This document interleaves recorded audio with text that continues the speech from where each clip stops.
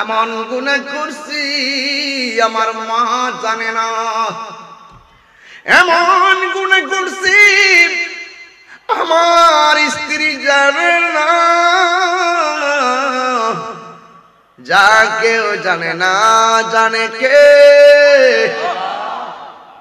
আমার আল্লাহ রাব্বুল আলামিনের হাবিব বলছেন, উম্মত রে, দুনিয়ায় যদি তুমি মানুষের দোষ ত্রুটি গুনার কথা গোপন রাখো, আমার আল্লাহ হাসরের ময়দানে তোমার দোষ ত্রুটির কথা গোপন রাখবি। গোপনে গুনাহ করেছেন, গোপনে নামাজের মুসল্লাটা বিছাইয়া দেন আজকে রাত্রে। আল্লাহু আকবার না কেন? গোপনে গুনাহ করছেন, কেউ জানে না, মরার আগে সুযোগ আছে, নামাজের মুসল্লাটা বিছাইয়া আমার আল্লাহরে বলবো, আল্লাহ ভিখারি এক ঘরে ভিক্ষা না পাইলে আরেক ঘরে যায়, আরেক ঘরে না পাইলে আরেক ঘরে যায়। আমরা টাকার ভিখারি না, আমরা সম্পদের ভিখারি না, আমরা তোমার রহমত আর মাগফিরাতের ভিখারি। কথা বলেন ঠিক কি না? গোটা মাফের মালিক কে? আর বড় করে বলো কে? যদি নামাজের মুসল্লাটা বিছাইয়া আল্লাহর কাছে যদি চোখের পানি ফালাইয়া আর ডাক দিয়া বলেন, গাফুরুর রহিম নাম তোমার আল্লাহ, ও আল্লাহ, আল্লাহ গাফুরুর রহিম নাম তোমার আল্লাহ, ও আল্লাহ, গুনার বোঝা মাথাইলো আমরা কানতেছি। কন্যা আল্লাহ, আও দিলটা নরম করে কন্যা আল্লাহ। আরে গুনার বোঝা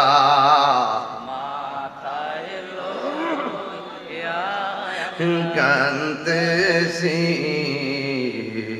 মাফু করে দাও মাবুদ আল্লাহ, এলাহি মাফ করে দাও মাবুদ আল্লাহ, এলাহি কবরেরই আযাব জুহু দি মানুষ দেখিত,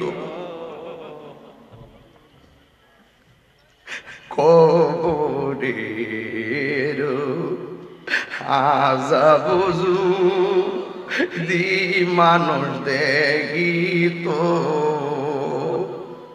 গরবারি সারিয়া পাগল হই কান্দায় না, কান্দায় না আমার নবীরে, কান্দায় না, কান্দায় না নবীরে, কান্দাইলে কাঁদবা হাসয়। হায়রে কবরে কেমনে থাকবো একা একা,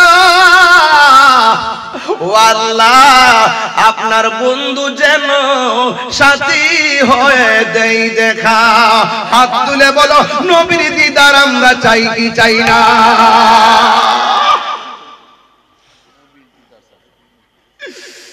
এ নবী কয় সাল্লু কামা রাআইতুমুনি উসাল্লি, তোমরা এমন ভাবে নামাজ পড়ো যেমন ভাবে আমি নবী নামাজ পড়ি। এর দ্বারা প্রমাণ হয়ে যায় আল্লাহ বলছে পড়ো, নবী কয় আমার মতো পড়ো। আল্লাহ বলে পড়ো, নবী বলে আমার মতো পড়ো। এর দ্বারাই প্রমাণ হয়ে যায় আল্লাহ মানা নবী মানা নয়, নবী মানলেই আল্লাহ মানা হয়। তুই হাত সোজা করে কোন ইয়া রাসূলুল্লাহ। আল্লাহু আকবার। আমরা নবীর দিদার চাই কি চাই না? আরো জোরে চাই কি চাই না? এই জন্য আমার যুবক ভাইরা নামাজ নামাজ। আল্লাহর হাবিব ডাক দিয়া কই উম্মত বিসমিল্লাহর সাথে ওযু শুরু করবা। কিসের সাথে? বিসমিল্লাহর যে কি খেলা আপনারা তো জানেন না অনেকে। যদি জানতেন প্রত্যেকটা নেক কাজের আগে বিসমিল্লাহ কইয়া নেক কাজ শুরু করতেন। বিসমিল্লাহর যে কত বড় বরকত। দেখো তো বিসমিল্লাহ কয়টা অক্ষর লাগে? কয়টা লাগে দেখো তো। গুইনা কইও আমারে। বিসমিল্লাহর মধ্যে অনেক বরকত আছে, আসেনি? আমার যুবক ভাইরা দেখো নিষ্ঠা হয় কিনা। ও বন্ধুরি কি দিয়া ওয়াজ বুঝাইতা? বিসমিল্লাহ বলে ওযু শুরু করলে ফেরেশতারা আল্লাহরে কয় আল্লাহ তোমার বান্দা তোমার দিকে আইতাছে, আল্লাহ তোমার বান্দার গুনাহগুলি maaf করে দাও। বিসমিল্লাহ বইলা যখন মুখ কুলি করে কুলিটা কইরা গড়গড়ায়া পানিটা ফালাইলে মুখ দিয়া যত গুনাহ করেছে সব গুনাহগুলো পানির সঙ্গে আল্লাহ মাটিতে ফেলে দেয়। মুখের মধ্যে যখন পানি দেই চোখের গুনাহ আছে না নাই? আর বড় করে আছে না নাই? এই চোখ দিয়া যত গুনাহ করেছো যখন বান্দা মুখের মধ্যে পানি দেয় আর চোখ দিয়ে যত গুনাহ করেছে সব গুনাহগুলো আমার আল্লাহ মাটির মধ্যে ফেলে দেয়। এরপরে শুনেন শুনেন, অল বডির মধ্যে ওযু করা শেষ। আমার নবী আপনার নবী বলে ওযু করার পর লাস্টের যে ফোঁটাটা শরীর থেকে ঝরে এই পানির ফোঁটার সঙ্গে আমার আল্লাহ বান্দার সব গুনাহগুলো মাটির মধ্যে ফেলে দেয়।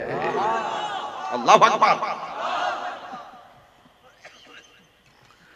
এই জন্য আমার যুবক ভাইয়েরা নামাজের দরকার আছে না নাই? আর বড় করে বলুন আছে না নাই? নামাজ পড়বেন বেদ বুঝা পড়বেন, বেদ হাকিকত। আজকের ওয়াজ হলো হাকিকতে সালাত। মারহাবা। আরো জোরে হাকিকতে সালাত। সালাত অর্থ কি? নামাজ। রাসূল বলেন যে ব্যক্তি ওযু কইরা আসমানের দিকে তাকায়া কালেমায়ে শাহাদাত পড়ে আল্লাহ পাক জান্নাতের 8টা দরজা তার জন্য খুলে দেয়।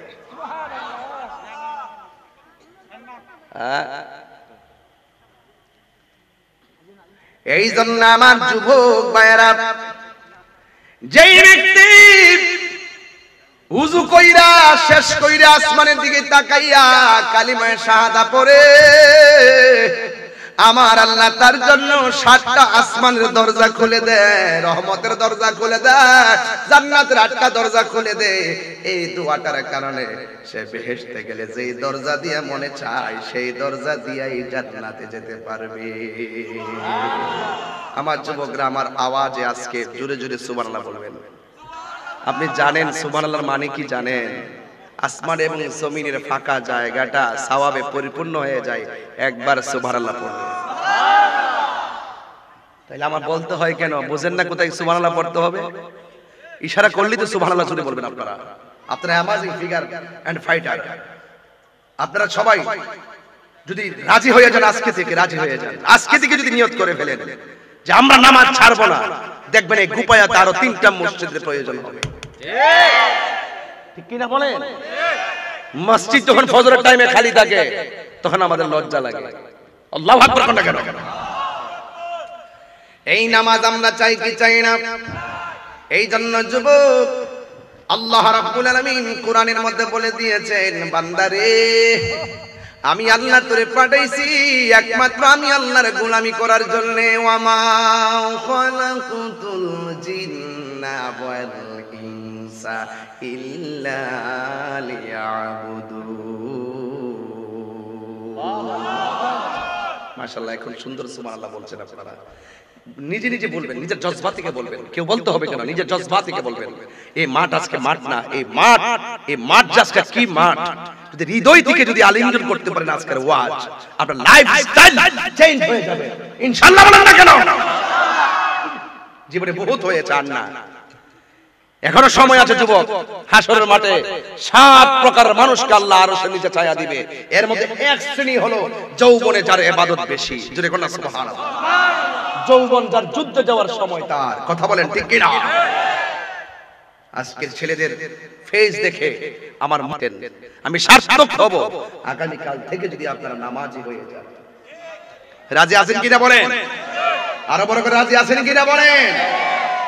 এই জন্য আমার আল্লাহ বলছেন ওয়া মা খালাকুতুল জিন্না ওয়াল ইনসা ইল্লা লিয়াবুদুন। আল্লাহ রাব্বুল আলামিন বলেন, আমি মানুষ এবং জিন জাতিকে সৃষ্টি করেছি একমাত্র আমি আল্লাহর গোলামি করার জন্য। লিয়াবুদুন মানে হলো লিয়ারিফুন, আল্লাহকে জানতে হবে, আল্লাহকে চিনতে হবে, আল্লাহকে বুঝতে হবে, এবং যারা নামাজ পড়ে তাদেরকে ভালোবাসতে হবে, যারা নবীরে ভালোবাসে তাদেরকে ভালোবাসতে হবে, যারা কোরআনকে ভালোবাসে তাদেরকে ভালোবাসতে হবে। মদিমালের দোকানে গেলে মদিমাল পাওয়া যায়, আল্লাহ ওয়ালাদের দরবারে গেলে আমার আল্লাহ পাওয়া যায়। ঠিক না? এই জন্য একটা হাদিস মনে হয়ে গেছে, ওয়াজাবাত মাহাব্বাতিল মুতাহাব্বিনা ফিয়া। আমার নবী আমার আল্লাহ রাব্বুল আলামিন বলেন, একটা বান্দাকে ভালোবাসা আমার জন্য ওয়াজিব হয়ে যায় যে এই বান্দাটা অন্য বান্দাকে আমি আল্লাহর জন্যই ভালোবাসি। সুবহানাল্লাহ। হায় রে, কিভাবে নামাজ পড়ব? কারণ আমার নবী হলো আল্লাহ দেখার আয়না। কথা বলেন ঠিক কিনা? আমার নবীজি আল্লাহ দেখার আয়না। আমার নবী হলো আল্লাহ দেখার আয়না। এখন সর্বোচ্চ ইবাদতটা হলো নামাজ। এই নামাজটা কেমনে নিয়ত বাঁধবেন, কেমনে রুকু দিবেন, কেমনে সিজদা দিবেন, সুবহান রাব্বিল আলা আযীম ইত্যাদি কোরআনের মধ্যে পাইলাম না। এই জন্য আমার নবী বলেন, সল্লু কামা রাআইতুমুনি উসাল্লি, তোমরা এমন ভাবে নামাজ পড়ো যেমন ভাবে আমি নবী নামাজ পড়ি। নবীর তরিকায় নামাজ পড়তে হবে। নামাজের মধ্যে বুকের উপরে হাত বাঁধবেন না, নামাজের মধ্যে নাভির নিচে হাত বাঁধবেন। কথা বলেন ঠিক কি না? সিয়াসিতের মধ্যে আছে তাহতা সুররা, মানে হলো নাভির নিচে হাত বাঁধবেন। পুরুষ এবং মহিলাদের নামাজের পার্থক্য হলো মহিলারা বুকের উপরে হাত বাঁধবে আর পুরুষেরা নাভির নিচে হাত বাঁধবে। মহিলারা পা পিছায়া বৈঠকের মধ্যে বসবে আর পুরুষেরা ডান পাটার আঙ্গুলগুলো কিবলার দিকে ফিরাইয়া বৈঠকের মধ্যে পা পিছায়া বসবে। কথা কোন ঠিক কিনা? এই জন্য আমার যুবক ভাইয়েরা অনুরোধ করে বলি, নামাজ বড় শান্তির ইবাদত। বন্ধুরে ও গুপায়ার বাবা, আমার নবী আপনার নবী বলেন, যে ব্যক্তি নামাজের জন্য ওযু করতে যাইয়া যদি বিসমিল্লাহ বলে, ওযু শেষ হওয়ার আগ পর্যন্ত ফেরেশতারা বান্দার জন্য আল্লাহর কাছে গুনাহ মাফ চাইতে থাকে। গুনাহ ছিনে আমরা এমন গুনাহ করছি সন্তান জানে না গো, এমন গুনাহ করছি আমার মা জানে না, এমন গুনাহ করছি আমার স্ত্রী জানে না, যা কেউ জানে না, জানে কে? আমার আল্লাহ রাব্বুল আলামিনের হাবিব বলছেন, উম্মত রে, দুনিয়ায় যদি তুমি মানুষের দোষ ত্রুটি গুনার কথা গোপন রাখো, আমার আল্লাহ হাসরের ময়দানে তোমার দোষ ত্রুটির কথা গোপন রাখবি। গোপনে গুনাহ করেছেন, গোপনে নামাজের মুসল্লাটা বিছাইয়া দেন আজকে রাতে। আল্লাহু আকবার কেন? গোপনে গুনাহ করছেন, কেউ জানে না। মরার আগে সুযোগ আছে, নামাজের মুসল্লাটা বিছাইয়া আমার আল্লাহরে বলবো, আল্লাহ ভিখারি এক ঘরে ভিক্ষা না পাইলে আরেক ঘরে যায়, আরেক ঘরে না পাইলে আরেক ঘরে যায়। আমরা টাকার ভিখারি না, আমরা সম্পদের ভিখারি না, আমরা তোমার রহমত আর মাগফিরাতের ভিখারি। কথা বলেন ঠিক কি না? গোটা মাফের মালিক কে? আর বড় করে বলো কে? যদি নামাজের মুসল্লাটা বিছাইয়া আল্লাহর কাছে যদি চোখের পানি ফালাইয়া আর ডাক দিয়া বলেন গাফুরুর রহিম, নাম তোমার আল্লাহ, ও আল্লাহ ও আল্লাহ, গাফুরুর রহিম নাম তোমার আল্লাহ, ও আল্লাহ গুনার বোঝা মাথাইলো আমরা কানতেছি। কন্যা আল্লাহ, আও দিলটা নরম করে কন্যা আল্লাহ। আরে গুনার বোঝা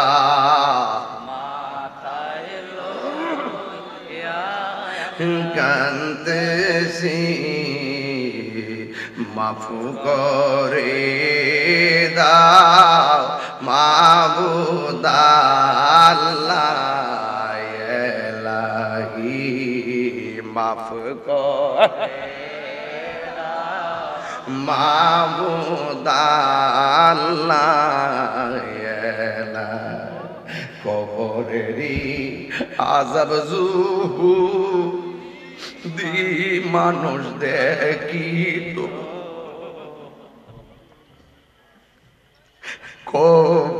কবরের আযাব যদি মানুষ দেখিত, গরবারি সারিয়া পাগল হই কান্দায় না, কান্দায় না আমার নবীরে, কান্দায় না, কান্দায় না নবীরে, কান্দাইলে কাঁদবা হাসয়। হায়রে কবরে কেমনে তাকমু একা একা,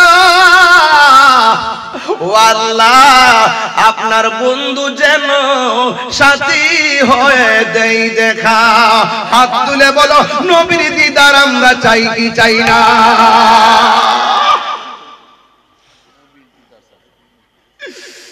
এ নবী কয় সাল্লু কামা রাআইতুমুনি উসাল্লি,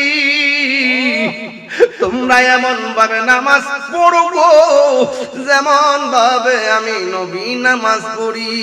এর দ্বারা প্রমাণ হয়ে যায় আল্লাহ বলছে পড়ো, নবী কয় আমার মতো পড়ো। আল্লাহ বলে পড়ো, নবী বলে আমার মতো পড়ো। এর দ্বারাই প্রমাণ হয়ে যায় আল্লাহ মানা নবী মানা নয়, নবী মানলেই আল্লাহ মানা হয়। তুই হাত সোজা করে এখন ইয়া রাসূলুল্লাহ। আল্লাহু আকবার। আমরা নবীর দিদার চাই কি চাই না? আরো জোরে চাই কি চাই না? এই জন্য আমার যুবক ভাইরা নামাজ নামাজ। আল্লাহর হাবিব ডাক দিয়া কই উম্মত বিসমিল্লাহর সাথে ওযু শুরু করবা। কিসের সাথে? বিসমিল্লাহর যে কি খেলা আপনারা তো জানেন না অনেকে। যদি জানতেন প্রত্যেকটা নেক কাজের আগে বিসমিল্লাহ কইয়া নেক কাজ শুরু করতেন। বিসমিল্লাহর যে কত বড় বরকত। দেখো তো বিসমিল্লাহ কয়টা অক্ষর লাগে? কয়টা লাগে দেখো তো? গুইনা কইও আমারে। বিসমিল্লাহর মধ্যে অনেক বরকত আছে, আসেনি? আমার যুবক ভাইরা দেখো নিষ্ঠা হয় কিনা। ও বন্ধুরি কি দিয়ে আওয়াজ বুঝাইতা? বিসমিল্লাহ বলে ওযু শুরু করলে ফেরেশতারা আল্লাহরে কয়, আল্লাহ তোমার বান্দা তোমার দিকে আইতাছে, আল্লাহ তোমার বান্দার গুনাহগুলি maaf করে দাও। বিসমিল্লাহ বইলা যখন মুখ কুলি করে, কুলিটা কইরা গড়গড়ায়া পানিটা ফালাইলে মুখ দিয়া যত গুনাহ করেছে সব গুনাহগুলো পানির সঙ্গে আল্লাহ মাটিতে ফেলে দেয়। মুখের মধ্যে যখন পানি দেই চোখের গুনাহ আছে না নাই? আর বড় করে আছে না নাই? এই চোখ দিয়া যত গুনাহ করেছো, যখন বান্দা মুখের মধ্যে পানি দেয় আর চোখ দিয়ে যত গুনাহ করেছে সব গুনাহগুলো আমার আল্লাহ মাটির মধ্যে ফেলে দেয়। এরপরে শুনেন অল বডির মধ্যে ওযু করা শেষ। আমার নবী আপনার নবী বলে ওযু করার পরে লাস্টের যে ফোঁটাটা শরীর থেকে ঝরে, এই পানির ফোঁটার সঙ্গে আমার আল্লাহ বান্দার সব গুনাহগুলো মাটির মধ্যে ফেলে দেয়। আল্লাহু আকবার। এই জন্য আমার যুবক ভাইয়েরা নামাজের দরকার আছে না নাই? আর বড় করে বলুন আছে না নাই? নামাজ পড়বেন বেদ বুঝা পড়বেন, বেদ হাকিকত। আজকের ওয়াজ হলো হাকিকতের সালাত। মারহাবা। আরো জোরে হাকিকতে সালাত। সালাত অর্থ কি? নামাজ। রাসূল বলেন যে ব্যক্তি ওযু কইরা আসমানের দিকে তাকায়া কালেমায়ে শাহাদাত পড়ে, আল্লাহ পাক জান্নাতের 8টা দরজা তার জন্য খুলে দেয়।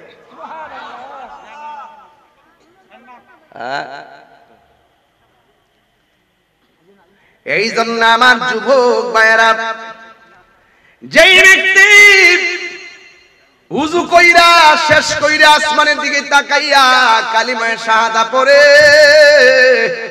আমার আল্লাহ তার জন্য 7টা আসমানের দরজা খুলে দেয়, রহমতের দরজা খুলে দেয়, জান্নাতের 8টা দরজা খুলে দেয়। এই দোয়াটার কারণে সে বেহেশতে গেলে যেই দরজা দিয়ে মনে চায় সেই দরজা দিয়েই জান্নাতে যেতে পারবে। আমার যুবকরা আমার আওয়াজে আজকে জোরে জোরে সুবহানাল্লাহ বলবেন। আপনি জানেন সুবহানাল্লাহর মানে কি জানেন? আসমান এবং জমিনের ফাঁকা জায়গাটা সওয়াবে পরিপূর্ণ হয়ে যায় একবার সুবহানাল্লাহ পড়লে। তাইলে আমার বলতে হয় কেন? বুঝেন না কোথায় সুবহানাল্লাহ পড়তে হবে? ইশারা করলেই তো সুবহানাল্লাহ জুড়ে বলবেন আপনারা। আপনারা অ্যামাজিং ফিগার এন্ড ফাইটার, আপনারা সবাই যদি রাজি হয়ে যান, আজকে থেকে রাজি হয়ে যান, আজকে থেকে যদি নিয়ত করে ফেলেন যে আমরা নামাজ ছাড়বো না, দেখবেন এই গুপায়াতে আরো 3টা মসজিদের প্রয়োজন হবে। ঠিক কি না বলেন? মসজিদ যখন ফজরের টাইমে খালি থাকে তখন আমাদের লজ্জা লাগে। আল্লাহু আকবার কোনটা কেন? এই নামাজ আমরা চাই কি চাই না? এই জন্য যুবক আল্লাহ রাব্বুল আলামিন কোরআনের মধ্যে বলে দিয়েছেন, বান্দারে আমি আল্লাহ তোরে পাঠাইছি একমাত্র আমি আল্লাহর গোলামি করার জন্য। ওয়া মা খালাকুতুল জিন্না ওয়াল ইনসা ইল্লা লিয়াবুদুন। মাশাআল্লাহ, এখন সুন্দর সুবহানাল্লাহ বলছেন আপনারা। নিজে নিজে বলবেন, নিজের জজবা থেকে বলবেন, কেউ বলতে হবে কেন? নিজের জজবা থেকে বলবেন। এই মাঠ আজকে মাঠ না, এই মাঠ আজকে কি মাঠ? যদি হৃদয় থেকে যদি আলিঙ্গন করতে পারেন আজকের ওয়াজ, আপনার লাইফস্টাইল চেঞ্জ হয়ে যাবে ইনশাআল্লাহ। বলেন না কেন? জীবনে বহুত হয়েছে, আর না, এখনো সময় আছে যুবক। হাসরের মাঠে 7 প্রকার মানুষকে আল্লাহ আরশের নিচে ছায়া দিবে। এর মধ্যে এক শ্রেণী হলো যৌবনে যার ইবাদত বেশি। জোরে কোন সুবহানাল্লাহ। যৌবন যার যুদ্ধে যাওয়ার সময় তার। কথা বলেন ঠিক কিনা? আজকের ছেলেদের ফেস দেখে আমার মাতেন আমি সার্থক হব আগামী কাল থেকে যদি আপনারা নামাজি হয়ে যান। রাজি আছেন কিনা বলেন? আরো বড় করে রাজি আছেন কিনা বলেন? এই জন্য আমার আল্লাহ বলছেন ওয়া মা খালাকুতুল জিন্না ওয়াল ইনসা ইল্লা লিয়াবুদুন। আল্লাহ রাব্বুল আলামিন বলেন আমি মানুষ এবং জিন জাতিকে সৃষ্টি করেছি একমাত্র আমি আল্লাহর গোলামি করার জন্য। লিয়াবুদুন মানে হলো লিয়ারিফুন, আল্লাহকে জানতে হবে, আল্লাহকে চিনতে হবে, আল্লাহকে বুঝতে হবে, এবং যারা নামাজ পড়ে তাদেরকে ভালোবাসতে হবে, যারা নবীরে ভালোবাসে তাদেরকে ভালোবাসতে হবে, যারা কোরআনকে ভালোবাসে তাদেরকে ভালোবাসতে হবে। মদিমালের দোকানে গেলে মদিমাল পাওয়া যায়, আল্লাহ ওয়ালাদের দরবারে গেলে আমার আল্লাহ পাওয়া যায়। ঠিক না? এই জন্য একটা হাদিস মনে হয়ে গেছে ওয়াজাবাত মাহাব্বাতি লিল মুতাহাব্বিনা ফিয়া। আমার নবী আমার আল্লাহ রাব্বুল আলামিন বলেন একটা বান্দাকে ভালোবাসা আমার জন্য ওয়াজিব হয়ে যায় যে এই বান্দাটা অন্য বান্দাকে আমি আল্লাহর জন্যই ভালোবাসে। ওয়ালিল মুতাজালিসিনা ফিয়া, এবং আমি আল্লাহর জন্যই তার সঙ্গে বসে। ওয়ালিল মুতাসাবিরিনা ফিয়া, এবং আমি আল্লাহর জন্যই কারো সঙ্গে সাক্ষাৎ করে। ওয়ালিল মুতাবাদিলিনা ফিয়া, এবং আমি আল্লাহর জন্যই কাউকে দান করে। যেই লোক আমি আল্লাহর জন্য কাউকে ভালোবাসে, কারো সঙ্গে সাক্ষাৎ করে, আমি আল্লাহ রাব্বুল আলামিনের উপরে ওয়াজিব হয়ে যায় ওই বান্দাটাকে ভালোবাসা। তাইলে যারা নামাজির সঙ্গে সম্পর্ক রাখবে, নামাজি কখনো সুদখোরের সঙ্গে সম্পর্ক রাখতে পারে না। কথা বলেন ঠিক কিনা? পারে? নামাজ পড়বেন করার মতো পড়বেন, জিকির করবেন করার মতো করবেন, রোজা রাখবেন রাখার মতো রাখবেন, হজ করবেন করার মতো করবেন, জবানের অন্তর ঠিক রাখবেন, মুখে এক অন্তরে আরেকটা ধারণা করবেন না। সামনে আসলে আসসালামু আলাইকুম, পিছনে সমালোচনা করবেন। এই রকম লোক আল্লাহর কাছে অপছন্দনীয়। কথা বলেন ঠিক কিনা? জবানকে হেফাজত করতে হবে। আল্লাহ বলেন ওয়াজাবাত মুহাব্বাতি লিল মুতাহাব্বিনা ফিয়া, ওই বান্দাকে ভালোবাসা আমার উপরে ওয়াজিব হয়ে যায় যেই বান্দাটা আমি আল্লাহর জন্যই কাউকে ভালোবাসে। সুবহানাল্লাহ। আমার বন্ধুগণ, রাসূল বলছেন আবু বকর শরীরটা বেশি ভালো না, তুমি আমার মেহরাবে গিয়ে ইমামতি করবা। আর বড় করে বলেন না সুবহানাল্লাহ। হ্যাঁ, তুমি চাহে নামাজ পড়াবা। আয়েশা সিদ্দিকা বলেন ইয়া রাসূলুল্লাহ, আবু বকর আপনাকে এমন ভাবে ভিতরে ধারণ করে আমার বাবা, আপনার মুসল্লায় আমার বাবা দাঁড়াবে? আমার তো মনে হয় না। সিদ্দিক আকবর সামনে বললেন আবু বকর শরীরটা রিল্যাক্স মুড মনে হচ্ছে না, তুমি একটু নামাজটা পড়াবা। সিদ্দিক আকবর বলেন ইয়া রাসূলুল্লাহ, আমার পক্ষে সম্ভব না। আমার রাসূল ডাক দেখে আবু বকর ভুলে যেও না, তোমাকে হুকুম যিনি করেছেন তিনি রাহমাতুল লিল আলামিন। যিনি তোমাকে হুকুম করেছেন তিনি রাহমাতুল লিল আলামিন। সিদ্দিক আকবর পানি হয়ে গেলেন, নিথর দেহ নিয়ে মুসল্লায় দাঁড়ায় গেছেন। আমার রাসূল ঘর থেকে হুজরা মোবারক থেকে আমি দেখে আসছি রাসূল পাকের হুজরা মোবারকটা কোথায় ছিল।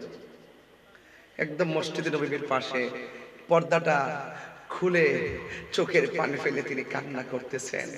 আমার নবীজি চোখের পানি মোবারক ছেড়ে কান্না করতেছেন। আয়েশা সিদ্দিকা বলতেছেন ইয়া রাসূলুল্লাহ, আপনি নামাজের দিকে তাকিয়ে কাঁদতেছেন কেন? আমার নবী পাক সাল্লাল্লাহু আলাইহি ওয়াসাল্লাম বলছেন, হে আয়েশা তাকিয়ে দেখো তো আমার আবু বকর কিভাবে দাঁড়িয়েছে, আবু বকরের পিছনে কিভাবে মানুষগুলো দাঁড়িয়ে গেছে। হে আয়েশা, আমি আল্লাহর পক্ষ থেকে প্রদত্ত যে নিয়ামত আমাকে দিয়েছেন, আমি যে ক্ষণে ক্ষণে কালে কালে ঘরে ঘরে পৌঁছে দিয়েছি, কিয়ামত পর্যন্ত যে মেহরাব পাহারা দিয়ে রাখবে আমার প্রেমিকরা, তুমি তাকে দেখো কত সুন্দর করে আবু বকরের পিছনে প্রেমিকগুলো মুসল্লি হয়ে দাঁড়িয়ে গেছে। চিৎকার মেরে কি সুবহানাল্লাহ বলবেন না?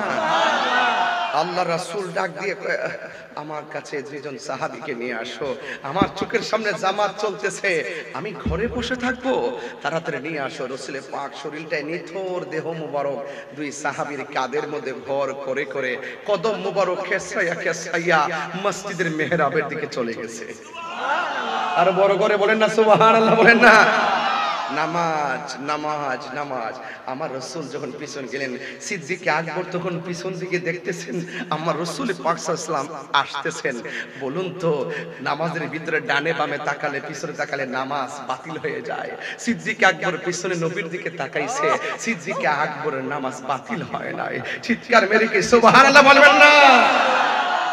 এ যুবক ভাইয়ের আমার, আল্লাহর হাবিব যখন নামাজের পর দাঁড়ালেন, ইন দি মিন টাইমে রাসূল পাক ঘরের মধ্যে এসে হযরত আয়েশা সিদ্দিকাকে বললেন, আয়েশা আমাকে একটা বালিশ দাও। আয়েশা সিদ্দিকার উরু মোবারক আমি দেখেছি একটা প্রজেক্টর লাগানো আছে। অনেক মা বোনরা আমার ওয়াজ শুনতেছেন, আমার মা বোনদেরকে আমি বলবো, মা হুন্না লিবাসুল লাকুম ওয়া আনতুম লিবাসুল লাহুন্না। নারী হলো পুরুষের পোশাক আর পুরুষ হলো নারীর পোশাক। হে মা, স্ত্রী যদি অসুস্থ হয় স্বামীর কর্তব্য স্ত্রীর পাশে দাঁড়ানো, স্বামী যদি অসুস্থ হয় স্ত্রীর উচিত স্বামীর পাশে দাঁড়ানো। মা ও মা, দেখেন আয়েশার ধর্মটা কি ছিল। রাসূল বলছেন, আয়েশা আমার একটা বালিশ লাগবে। আয়েশা সিদ্দিকা রাদিয়াল্লাহু তাআলা আনহা আল্লাহর হাবিবের সামনে বলেন, ইয়া রাসূলুল্লাহ বিআদবি maaf করবেন, গোস্তাকে maaf করবেন, যদি কিছু না মনে করেন আমার উরুটা আপনার জন্য বালিশ বানায়া দিলাম। আরে আয়েশা তো বড় সৌভাগ্যবতী, আরে আয়েশা তো বড় সৌভাগ্যবতী। মুফাসসিরিন রিওয়ায়াতকারী যতজন সাহাবী আছে 7 জন রিওয়ায়াতকারীর মধ্যে একজন হলো হযরত আয়েশা সিদ্দিকা, যিনি 2210টি হাদিস বর্ণনা করেছেন। সর্বোচ্চ হাদিস বর্ণনা করেছেন হযরত আবী হুরায়রা, যিনি 5374টি হাদিস বর্ণনা করেছেন।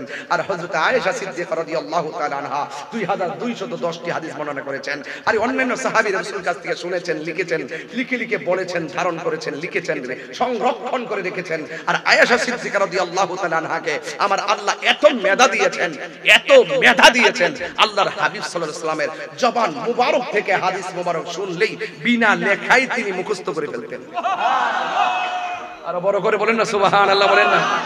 হায় হায়, সিদ্দিকা আকবরের মেয়ে হযরত আয়েশা সিদ্দিকা অত্যন্ত অপরূপ সুন্দরী, যাকে আমার নবী হুমায়রা বলে ডাকতেন। হুমায়রা শব্দের অর্থই হলো লাল সুন্দরী। সিদ্দিকা আকবরের কন্যা হযরত আয়েশা সিদ্দিকা রাদিয়াল্লাহু তাআলা আনহা আমার নবী পাকের স্ত্রী আম্মা জান হযরত আয়েশা সিদ্দিকা রাদিয়াল্লাহু তাআলা আনহা যখন উরু মুবারকটা বালিশ বানায়া দিলেন, ওই মুহূর্তেই আমার রাসূল বলতেছেন, আয়েশা যদি কিছু মনে না করো আমার মিসওয়াকটা একটু নিয়ে আসো। মিসওয়াকটা নিয়ে আসছেন। এই যুবক ভাইরা মিসওয়াক করবেন, রমজান মাসে মিসওয়াক করবেন, বিকাল বেলা হলে মিসওয়াক করবেন, মিসওয়াকটা পকেটে রেখে দিবেন। মিসওয়াক করা হলো সুন্নতে রাসূল, মিসওয়াক করবেন। রাসূল বলছেন, আয়েশা আমাকে একটু মিসওয়াকটা দাও। মিসওয়াকটা যখন নিয়ে আসলেন তখন আল্লাহর হাবিবের মিসওয়াক মোবারকটা অনেক শক্ত ছিল, কিন্তু নবী তখন অসুস্থ ছিলেন। ওই মুহূর্তে দান্ত মোবারকে লাগলে রাসূল ব্যথা পেতে পারেন। এই জন্য আয়েশা সিদ্দিকা রাদিয়াল্লাহু তাআলা আনহা ওই যে মিসওয়াকটা নিজের দাঁত দিয়ে চিবাই একটু নরম করে দিচ্ছেন। আয়েশা সিদ্দিকা বলেন, এ পৃথিবীর মানুষ শোনো শোনো, আল্লাহর হাবিবের মিসওয়াক মোবারকটার সামনে দিক দিয়ে শক্ত। আমি যখন মিসওয়াক মোবারকটা দাঁত দিয়ে নরম করতে গেলাম তখন আল্লাহর হাবিবের মিসওয়াক মোবারকের ভিতর থেকে একটা থুতু মোবারকের নির্যাস আমার জিহ্বার মধ্যে লেগেছে। খোদার কসম করে বলি আমার জীবনে আমি অনেক খাবার,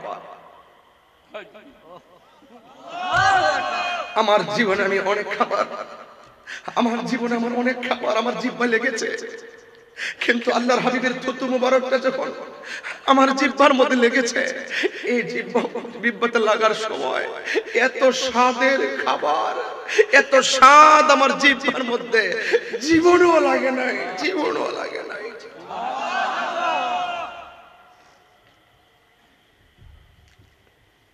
আল্লাহর হাবিব সাল্লাল্লাহু আলাইহি ওয়াসাল্লাম বললেন, আয়েশা তুমি আমারে এত ভালোবাসো, এই আয়েশা তুমি আমাকে এত ভালোবাসো, একটা কাজ করো, পাতিলার ভিতরে কিছু মুদ্রা আছে, মুদ্রাগুলো নিয়ে আসো। আয়েশা সিদ্দিকা রাদিয়াল্লাহু তাআলা আনহা মনে মনে ভাবতেছেন, রাসূল মনে হয় মুদ্রাগুলো আয়েশা সিদ্দিকাকে দিবেন, কিন্তু আমার নবী তো ইনসাফওয়ালা, আমার নবী তো মানবতার ফেরিওয়ালা, আমার নবী তো রহমাতুল লিল আলামিন, আমার নবী তো হায়াতুন নবী, আমার নবীর মতো ইনসাফওয়ালা কে আছে? এক লোক নবীর কাছ থেকে বিচার চেয়েছেন, রাসূল বিচার করেছেন। লোকটা গিয়ে ওমরের কাছে বলে, ওমর রাসূল বিচার করেছেন, আমার পছন্দ হয় নাই। উমর বললেন, সত্যি রাসূল বিচার করেছেন? হ্যাঁ বিচার করেছেন। তোমার পছন্দ হয় নাই? না আমার পছন্দ হয় নাই। নবীর বিচারটা যেন একটু বেইনসাফি মনে হয়েছে। নাউজুবিল্লাহ, জোরে বলেন না কেন? হযরতে ওমর রাদিয়াল্লাহু তাআলা আনহু তিনি আমার রাসূলুল্লাহর আদর্শকে হৃদয়ে এমন ভাবে লালন করতেন, তিনি বলছেন, এ যুবক এদিকে আসো, রাসূল বিচার করেছেন, তোমার পছন্দ হয় নাই, ঠিক আছে আমার কাছে আসো। তুমি যদি আমার কাছে রাসূলের বিচারের পরে যে বিচারটা করব, তুমি কি সেটা মানবে? হ্যাঁ মানবো। নবীর বিচার কি তোমার পছন্দ হয় নাই? না পছন্দ হয় নাই। তাইলে আমার কাছে আসো। আমি ওমরের বিচার হলো, যে এই ব্যক্তি আমার নবীর বিচারকে বেইনসাফি বলবে, ইনসাফ হয় নাই বলবে, আমি ওমরের বিচার হলো তার কল্লা কেটে আলাদা করে দেওয়া। বুঝতে পেরেছেন সাহাবায়ে কেরাম রাসূলুল্লাহকে কেমন ভাবে তাজিম করেছেন, সাহাবায়ে কেরাম কেমন করে রাসূলুল্লাহকে হৃদয়ের মধ্যে ধারণ করেছেন। আর হযরত ওমর ফারুক তো এমন ওমর, যে এই ব্যক্তির ওমরের আব্বাজান নাম হলো খাত্তাব, সে বলতেছেন, ওমর তুমি যার পিছনে ঘুরো সে তো একটা পাগল। বাবা ওমর রাদিয়াল্লাহু তাআলা বলেন, হে আব্বা আপনি কাকে পাগল বলেছেন? কয় যার পিছনে তুমি ঘুরো সে তো একটা পাগল। বাবা কাছে এসে বলুন, কাছে যখন এসে পাগল বলেছে, কুশ থেকে তলোয়ারটা বের করেছে, বের করে বলতেছেন, ও বাবা যেই রাসূল আমার জান, যেই রাসূল আমার প্রাণ, সেই নবীকে আপনি কি বলেছেন? সেই নবীকে আপনি পাগল বলেছেন। এই দুনিয়াতে আপনার বাঁচার অধিকার নাই। কুশ থেকে তলোয়ারটা বের করে কল্লাটা কেটে আলাদা করে দিয়েছে। কথা বলেন ঠিক কিনা? সেই ধারাবাহিকতাই ১৫০০ বছর পরে যখন আমি শুনি এই এনসিটিভির সদস্য রাখাল রাহা আমার নবীকে নিয়ে কটূক্তি করেছে, আমার আল্লাহকে নিয়ে কটূক্তি করেছে, তখন আমরা বরদাস্ত করতে পারি নাই। আরে উমরের হাতে তলোয়ার ছিল, নবীর বিরুদ্ধে কথা বলার কারণে কল্লা কেটে আলাদা করে দিয়েছে। কিন্তু বাংলাদেশে ইসলামী ল নেই, না থাকলেও কথা পরিষ্কার, হাদিস অক্ষত, হাদিস কিয়ামত পর্যন্ত থাকবে। রাখাল রাহা আমার রাসূলকে নিয়ে কটূক্তি করেছেন, গালেব আমার রাসূলকে নিয়ে কটূক্তি করেছেন, রাখাল রাখা আমার আল্লাহকে নিয়ে অযাচিত ভাষায় কথা বলেছেন। আমার পরিষ্কার কথা হলো, ওই রাখাল রাহাকে পরিষ্কার কথা, মান সাফা নাবিয়ান ফাকতুলহু, যে নবীকে গালি দিবে তার গর্দান উড়াইয়া দিতে হবে। কথা বলেন ঠিক কিনা?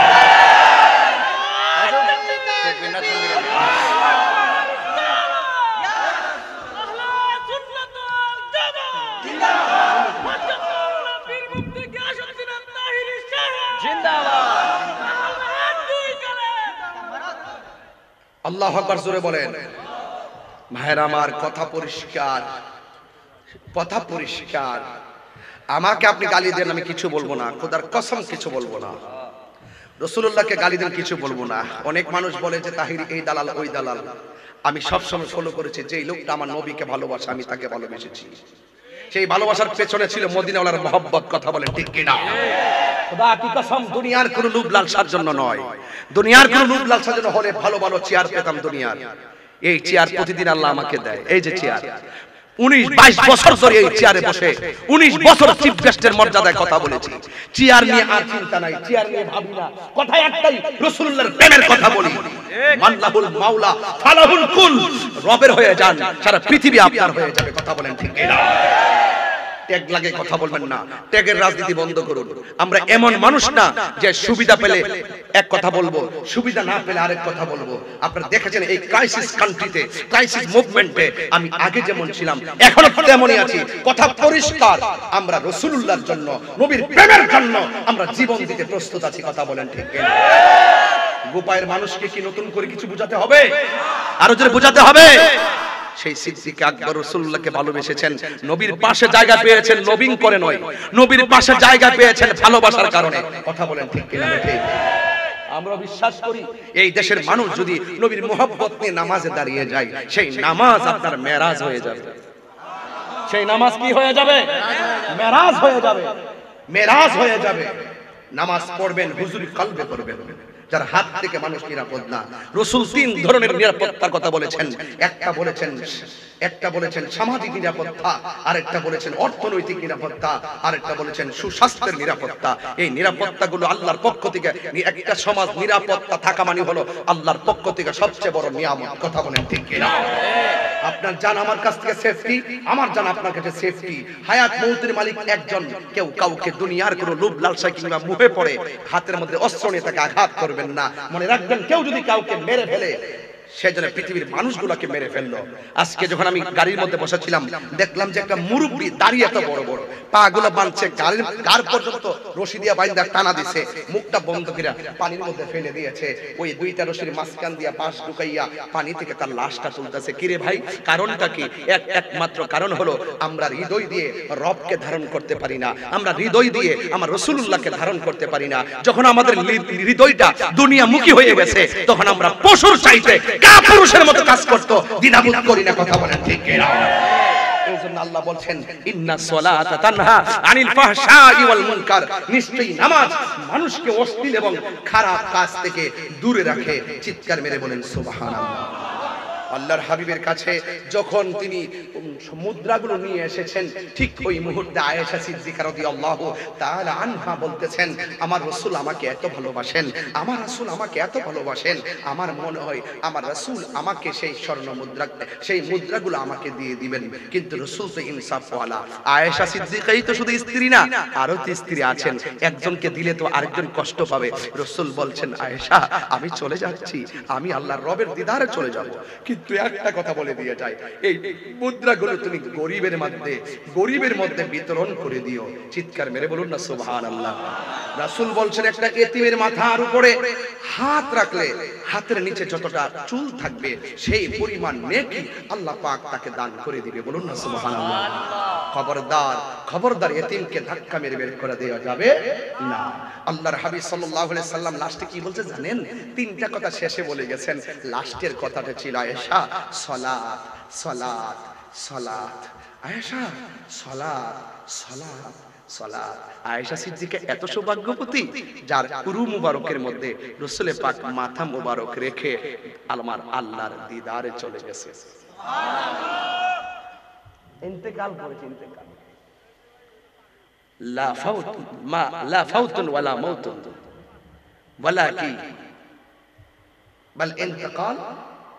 রাসূল ইন্তেকাল করেছেন এক জায়গা থেকে, ইন্তেকালুম মিন হালিন ইলা হাল। রাসূল নিঃশেষ হয়ে যায় নাই। রাসূলের যে আমরা মরে গেছি, যে রাসূল মরে গেছে এইভাবে কথা বলা বেয়াদবি। কথা বলেন ঠিক কি না? লা ফাউতুন ওয়ালা মাউতুন বাল ইন্তিকালুম মিন হালিন ইলা হাল। এটা শিফা শরীফের হাদিস। আমার ঘরে আমি নিজে আমার ছোট ভাইকে দিয়ে বের করে এবার ওটা বের করেছিলাম। মারহাবা জোরে বলেন না কেন? রাসূলুল্লাহর শানে কথা বলতে আজীব লাগাম দিয়ে কথা বলতে হবে। আল্লাহুম্মা সাল্লি আলা মুহাম্মদ ওয়া আলা আলি মুহাম্মদ। আমি নামাজে দাঁড়িয়েছি, এই মুহূর্তে এমপি সাহেব ঢুকছেন, আমি তাকে সালাম দিলে নামাজ থাকবে? চেয়ারম্যানকে সালাম দিলে নামাজ থাকবে? মেম্বারের সালাম দিলে নামাজ থাকবে? থাকবে না। কিন্তু নামাজের ভিতরে আমার রাসূল পাক সাল্লাল্লাহু আলাইহি ওয়াসাল্লামকে সালাম না দিলে নামাজ বাতিল হয়ে যায়। সুবহানাল্লাহ। তো ওই নামাজটা পড়বেন নবীকে মাইনা নাকি না মাইনা? আরো জোরে বলেন না কেন? নবীকে গালি দেওয়া যাবে? যুগে যুগে রাখাল রাহারা আসবেই, কিন্তু মনে রাখবে হুসাইনও থাকবে। কথা বলেন ঠিক কি না? উমরও থাকবে, সিদ্দিক আকবরও থাকবে। কথা বলেন ঠিক না বেঠিক? এই যে নামাজ পড়বো, পড়ার মতো পড়বো, রোজা রাখবো, রাখার মতো রাখবো। এই জন্য আল্লাহ রাব্বুল আলামিন কোরআনের মধ্যে সুন্দর করে বলে দিয়েছেন, ইয়া আইয়ুহাল্লাযিনা আমানু দুখুলু ফিস-সিলমি কাফা। সে মুসলমান হতে পারবে না যদি সে পরিপূর্ণ না হয়। হে ঈমানদারগণ, তোমরা ইসলামের মধ্যে পরিপূর্ণভাবে ইসলামে প্রবেশ করো। মান সালিমাল মুসলিমুনা মিন লিসানিহি ওয়া ইয়াদিহি। যার হাত দিয়ে কেউ নিরাপদ না, যার জবানের কথার দ্বারা কেউ নিরাপদ না, সে কখনো মুসলমান হতে পারে না। কথা বলেন ঠিক কি না? ওই নামাজ আমরা চাই কি চাই না? আরো বড় করে বলেন চাই কি চাই না? আমার নবী, আপনার নবী রাহমাতুল লিল আলামিন বলেন, আল্লাহ রাব্বুল আলামিন আমাকে মেরাজে যাওয়ার সময় 5 ওয়াক্ত নামাজ দিয়েছেন। আমার নবী, আপনার নবী রাহমাতুল লিল আলামিনকে আমার আল্লাহ ডাক দিয়ে কই, বন্ধু আপনাকে আমি 50 ওয়াক্ত নামাজ দিয়েছি, কমাইতে কমাইতে 5 ওয়াক্ত নামাজ দিয়ে এসেছি। যে সমস্ত উম্মত 5 ওয়াক্ত নামাজ পড়বে আমি আল্লাহ রাব্বুল আলামিন তার আমলনামায় 50 ওয়াক্তের সওয়াব দিয়ে দিব। এই নামাজ আমরা চাই কি চাই না? আরো বড় করে বলুন চাই কি চাই না? আমার যুবক ভাইয়েরা, অনুরোধ করি বলবো, আল্লাহ রাব্বুল আলামিন সালাতের অনেকগুলো অর্থ আছে। সালাত মানে হলো ইস্তেগফার, সালাত মানে হলো দুরূদ, সালাত মানে হলো ক্ষমা প্রার্থনা। আমরা নামাজ পাঁচ ওয়াক্ত পড়ব, নামাজ পড়ার সময় আমরা সুন্দর করে আল্লাহর দিকে মুতাওয়াজ্জহ হয়ে যাব। এই জন্য আমার যুবক ভাইয়েরা, আমার নবী আপনার নবী যখন মেরাজের মধ্যে গিয়েছেন, যাওয়ার পরে আমার আল্লাহ এমন একটা জায়গায় রাসূলকে নিয়েছেন, ওই জায়গাটা পৃথিবীর কোনো নবী দেখে নাই, পৃথিবীর কোনো রাসূল দেখে নাই, পৃথিবীর কোনো মানুষ দেখে নাই, পৃথিবীর কোনো ফেরেশতা দেখে নাই। ওই জায়গায় রাসূলকে নেওয়ার পর আল্লাহ ডাক দিয়ে কয়, বন্ধু গো, আমি আপনাকে এত সুন্দর একটা জায়গায় আনলাম, এই জায়গাটা পৃথিবীর কেউ দেখে নাই। এই কথা শোনার পরে আমার নবী চোখের পানি মোবারক ছেড়ে কান্না শুরু করলেন। আল্লাহ ডাক দিয়ে কয়, হ্যাঁ বন্ধু, এত সুন্দর জায়গায় এনেছি, এমন সুন্দর জায়গা আমি আল্লাহ কারো কাছে প্রকাশ করি নাই। এত সুন্দর জায়গা আমি আল্লাহ কাউকে দেখাইবো সিলেক্ট করি নাই। এই জায়গাটা একমাত্র আপনার জন্যই বানাইছি। এরপরে এত সুন্দর জায়গা দেখে আপনি কেন চোখের পানি মোবারক ছেড়ে কাঁদতেছেন? আমার নবী আপনার নবী ডাক দিয়ে কে, আল্লাহ, আমি এত সুন্দর জায়গা দেখলাম, আমার উম্মত তো এত সুন্দর জায়গা দেখে নাই। এই শুনেন শুনেন, রাসূল দুনিয়াতে এসেছেন দুঃখের সময় উম্মত বলে না, সুখের সময় উম্মত বলে না, সব সময় রাসূল উম্মতকে স্মরণ করেছেন। জোরে কোন সুবহানাল্লাহ। আমার নবীকে সান্ত্বনা দেওয়ার জন্য আর একটা সুন্দর জায়গায় নিয়েছেন, সেখানেও নবী উম্মতি উম্মতি বলে কাঁদছে। এরপরে আর একটা সুন্দর জায়গায় নিয়েছে, সেখানেও নবী উম্মতি উম্মতি বলে কাঁদতেছেন। এরপরে আর একটা সুন্দর জায়গায় নবীর নিয়েছেন, সেই জায়গায় যাওয়ার পরে নবী উম্মতের জন্য কাঁদিছেন। 1 2 3 4 5 6 7 8 9 10 11 12 13 14 15 16 17 জায়গা আমার নবীর এমন জায়গা দেখাইছে গো, সেখানেও নবী যায় উম্মতকে ভুলে না। আল্লাহ কয়, বন্ধু আপনার জন্য, আমার নবীকে আমার উম্মতের কি? আল্লাহ কয়, বন্ধু একমাত্র আপনার জন্য। নবী বলে, আল্লাহ আমার উম্মতকে দিলাই কি? জোরে জোরে কি আল্লাহু আকবার বলা যাবে না? আল্লাহ ডাক দিয়ে, বন্ধু ও আমার হাবিব, 17 জায়গায় আপনারে ঘুরাইছি, 17 জায়গায় আপনার উম্মতের জন্য চোখের পানি ফালায়া ফালায়া কাঁদছেন। আল্লাহ কয়, বন্ধু আপনার উম্মতের যেই 5 ওয়াক্ত নামাজ দিলাম, ফজরের নামাজের ফরজ হলো 2 রাকাত, জোহরের নামাজের ফরজ হলো 4 রাকাত, 2 আর 4 হলো 6, আসর নামাজের ফরজ হলো 4 রাকাত, 6 আর 4 হলো 10, মাগরিবের নামাজের ফরজ হলো 3 রাকাত, 10 আর 3 হলো 13, এশারের নামাজের ফরজ হলো 4 রাকাত, 13 আর 4 হলো 17। ও বন্ধু বন্ধু বন্ধু বন্ধু বন্ধু, আপনার উম্মতরে যাইয়া বলবেন, এই 17 রাকাত ফরজ যার গলার মালা বানাইবো, আপনি যেই 17টা জায়গায় ঘুরেছেন, এই 17টা জায়গায় পৃথিবীর কেউ দেখে নাই। আমি আল্লাহ কথা দিলাম, আপনার উম্মত যদি এই 5 ওয়াক্ত নামাজ গলার মালা বানাই, আমি আল্লাহ কথা দিলাম, চোখের পানি বন্ধ করুন, চোখের পানি মোবারক ছাড়বেন না। আপনাকে সান্ত্বনা দিয়ে দিলাম, যেই জায়গায় এসে উম্মতকে স্মরণ করেছেন, ওই জায়গাগুলো আপনার উম্মতরা না দেখাইয়া আমি আল্লাহ ক্ষান্ত হব না। আপনার উম্মতকে বলবেন, আমি আল্লাহ আপনাকে মেহমান বানাইছি, 5 ওয়াক্ত নামাজ উপহার দিয়েছি, আপনাকে মেহমান বানাইছি, আমি আল্লাহ উপহার দিয়েছি। আপনার উম্মত যখন 5 ওয়াক্ত নামাজ পড়বে, আমি আল্লাহ কথা দিলাম, এই 17 জায়গায় ঘুরাইয়া ঘুরাইয়া তাদের ডান হাতে জান্নাতের টিকেট দিয়া দিব। আল্লাহু আকবার বলেন, আর আল্লাহু আকবার। ওই নামাজ আমরা চাই কি চাই না? আর জোরে চাই কি চাই না? এই জন্য আমার যুবক ভাইয়েরা পায়ে হাত দিয়ে বলবো, একদম পায়ে হাত দিয়ে বলবো, আজকে আমি বেশি না, মাত্র 5 জন নামাজি বানাবো। কয়জন? মাইক ধরছি 1 ঘন্টা হয়ে গেছে, প্রায় কয় ঘন্টা হইলো? প্রায় 1 ঘন্টা। এই 1 ঘন্টার ভিতরে একটা দাবি করব, শুধু একটা দাবি, হ্যাঁ একটা দাবি করব।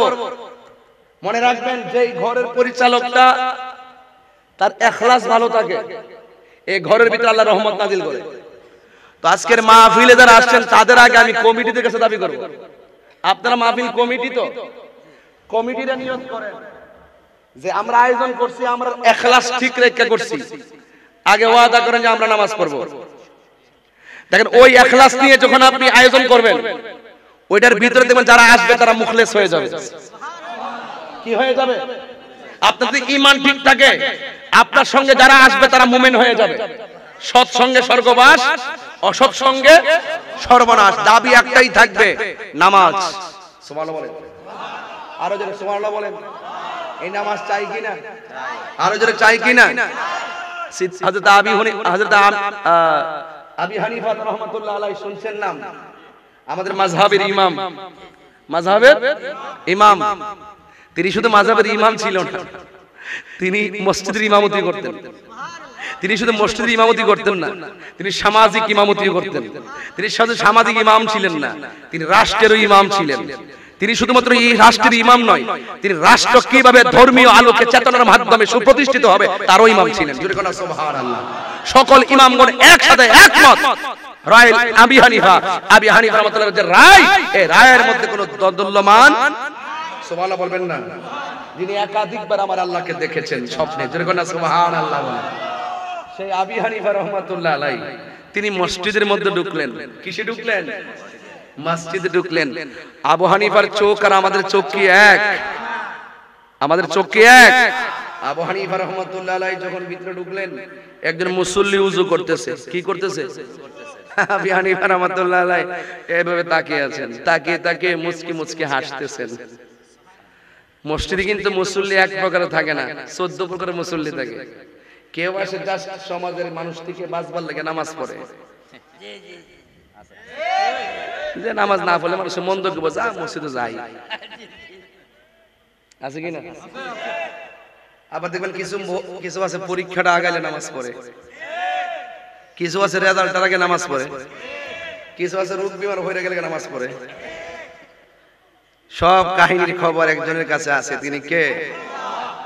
ওই কিছু মুসল্লি আছে আবু হানিফা রাহমাতুল্লাহ আলাইহির বিরুদ্ধে। তখন জিজ্ঞেস করে, আবু হানিফা আপনি আমাদের মসজিদের ইমাম, আপনি মসজিদে আসছেন নামাজ পড়বেন, লোকটা ওযু করে, এটা তো ভালো কাজ। আপনি তার ওযু দেখে তো মানে স্বাভাবিক থাকবেন, আপনি হাসতেছেন, মনে হচ্ছে আপনি তিরস্কার করতেছেন। তো ওযু একটা ভালো কাজ, ওযু একটা ভালো কাজ, ওযু করতেছে আর আপনি হাসি দিতেছেন, তাইলে এমন ইমামের পিছনে কি নামাজ পড়া যায়? যে ব্যক্তি ওযু নিয়ে তুচ্ছ-তাচ্ছিল্য করে। আবু হানিফা বলতেছেন, কি ব্যাপার? নামাজের পরে বলবো। নামাজ পড়ানোর পরে ঠাস করে মুসল্লিদেরকে নিয়ে মিটিং জমাইছে। কইও ইমাম সাহেবের একটা ফতোয়ার জানান লাগে। অসুবিধা নাই, জানেন। সবারে নিয়ে বৈশা ইমাম সাহেবের প্রশ্ন করছে, আবু হানিফা ওযু কি ভালো কাজ না খারাপ কাজ? ভালো কাজ। ভালো কাজ দেখে যদি কেউ তিরস্কার মনে করে হাসি দেয়, এই কাজটা কি ভালো না খারাপ? নিশ্চয়ই খারাপ। আমি তো দেখলাম আপনি এই লোকটা ওযু করতেছে আর আপনি তাকায় তাকে হাসতেছেন, তার কারণটা কি? সুবহানাল্লাহ। আবু হানিফা রাহমাতুল্লাহ আলাইহি বলেন, আমি হাসছি এই জন্য, আমি যখন তার দিকে তাকাইছি সে যখন কুলি করতেছে, আমি দেখতেছি তার কুলির সাথে তার গুনাহগুলো ঝরতেছে। আর বড় করে বলেন না সুবহানাল্লাহ। যে আবু হানিফার চোখ থেকে আল্লাহ গোপন না, আল্লাহকে স্বপ্নে দেখেছেন একাধিকবার। সেই চোখের দাম কম না বেশি? ইত্তাকু বিফিরাসাতিল মুমিন ফাইন্নাহু ইয়ানজুরু বিনুরিল্লাহ। আল্লাহর ভয় অন্তর আসার পরে আল্লাহ পাক তার কলবে এমন নূর দেয়, সেই কলবের নূরটা বের হয় চোখ দিয়ে। ভিতরে লাইট, ভিতরে ব্যাটারি থাকে না, কথা কয় না, ভিতরে ব্যাটারি থাকে না, সুইচে টিপ দিলে লাইটটা সামনে বের হয় না? ঠিক এমন ভাবে যার ভিতরটা আলোকিত হয়, যার ভিতরটা পাওয়ারফুল হয়, যার কলবটা পরিষ্কার হয়ে যায়, তার কলবের মধ্যে একটা নূর দান করে, এই নূরটা বের হয় চোখ দিয়া। এই চোখের দৃষ্টি যার দিকে পড়বে সেই লোকটা সাধারণ বান্দা থেকে আল্লাহর বন্ধু হয়ে যায়। এজন্য দেখবেন আমাদের লেবেডের মহাপরিচালক আমাদের ফারুক ভাই হসপিটালে যখন মানুষ আসে, অনেকে ব্যথা পায় আসে, হাত কেটে ফেলে, হাত কেটে ফেলার পরে হাতটা সেলাই করে দেয়, ঠিক কিনা? এটা হলো দুনিয়ার একটা চাকুর কাটা। কিন্তু মনে রাখবেন, প্রেমিক যারা, আল্লাহর ওলি যারা, প্রেমিক যারা, তারা যদি আপনাকে কেটে দেয়, তারা যদি আপনার দিকে যদি কঠিন নজরে তাকায়, মানে সিরিয়াস নজরে যদি তাকায় আপনি ধ্বংস হয়ে যাবেন। এটা এমন একটা কাটা, ডাক্তার কবিরাজ এটা ভালো করতে পারবে না। বুঝতে পারছেন যে রাস্তার কাটায় ঘর লয়, দয়ালের কাটা ঘর লয় না। এই জন্য যুবক ভাইরা আমার, ওলি আল্লাহর দরবারে গেলে আদব লাগবে, আদবে আউলিয়া হয়। কথা বলেন ঠিক কিনা? এই জন্য উযু করলে গুনাহ মাফ হয়, প্রমাণ আছে না নাই? আরো বড় করে আছে না নাই? এই জন্য আরেকটি কথা আমাকে বলতেই তো হয়, না বলেও তো পারি না। তবে একটি কথা বলবো, আমরা যে নামাজ পড়বো, হুজুরি কালবে নামাজটা পড়বো। আমরা নামাজ পড়বো মাঝে মাঝে নয়, নিয়মিত। কথা বলেন ঠিক কিনা? আজকে দেখেন অনেক নামাজে আমাদের সমাজের মধ্যে আছে, নামাজও পড়ে আবার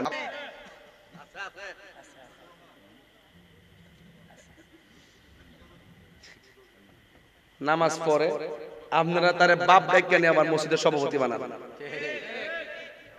খবর লেখা দিয়ে যে সুৎকুর নাম্বার 1। আমার ছেলেগুলা কই? পোলা পান্ডি আসেনি কেন? পোলা পান্ডি 1 ঘন্টা পরে লারা দিছি। বল, নামাজের ওয়াজ বুঝ পাইছেন নি? বিষয় মিলছে নি? বিষয় মিলছে? গজল করা গেছি, কথা গজল ছাড়া ফারি ওয়াজ করছে। তো যারা বলে যে ওয়াজ হয় গজল গা কিচ্ছা আর কিছু পারে না, এরা কই বই, এরা বলবই ওরা কি ভালোবাসা না হিংসা? আরো জোরে। তা আপনি মসজিদের সভাপতি বানাইবেন, সুৎকুর বানাইবেন? আমার ফুলাফান্ডি কই? তোমরা যদি এক থাকো, একটা সুৎকুর মসজিদের কমিটিতে রাখতে পারবে না। হাত তুলে বলো ঠিক না বেঠে? ইহা সোজা করে বলো।